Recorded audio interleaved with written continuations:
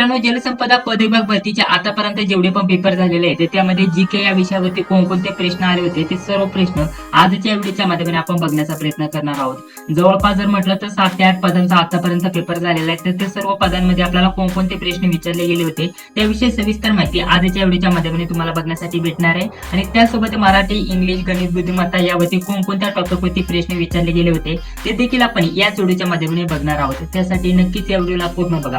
सर्वप्रथम आता लेटेस्ट जे पण पेपर झालेले आहेत त्यामध्ये सामान्य ज्ञान या विषयावरती कोणकोणते प्रश्न आले होते ते सर्वप्रथम बघूया आणि त्यानंतर बाकीच्या विषयांवरती चर्चा करूया।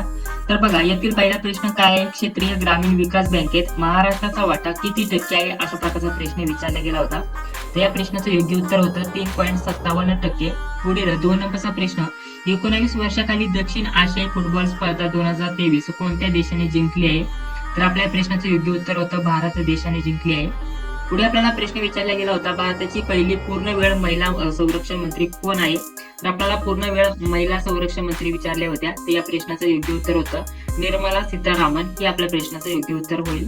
पुढे 4 नंबरचा प्रश्न दिला होता, कर भरणाऱ्या व्यक्तीला काय म्हणतात? कर भरणाऱ्या व्यक्तीला काय म्हणतात? करदाता म्हणतात। म्हणजे जे पण आपल्या प्रश्नामध्ये उत्तर असेल, म्हणजे पर्यायामध्ये उत्तर असेल त्यातील करदाता हे आपल्या प्रश्नाचं इथे योग्य उत्तर होईल।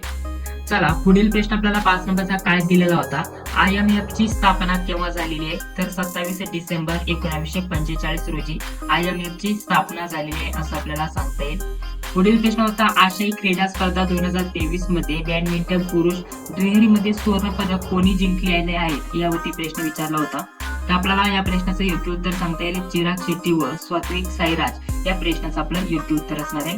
चिराग शेट्टी व सात्विक साईराज आशियाई क्रीडा स्पर्धा 2023 वरती सुद्धा प्रश्न आला होता। ठीक आहे, पुढे बघा आपल्याला प्रश्न काय दिलेला आहे, महाराष्ट्राची वीज निर्मिती क्षमता किती आहे यावरती प्रश्न होता। तर 44.8 GW आहे आपल्याला सांगता येईल।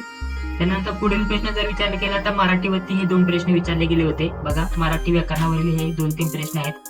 पतित या शब्दाचा समानार्थी शब्द आपल्याला सांगायला सांगितला होता, तर काही समानार्थी शब्द तुम्हाला इथे दिसत असतील, तर यामध्ये आपल्याला जो पण शब्द आपल्या पर्यायामध्ये असेल ते योग्य उत्तर असणार आहे।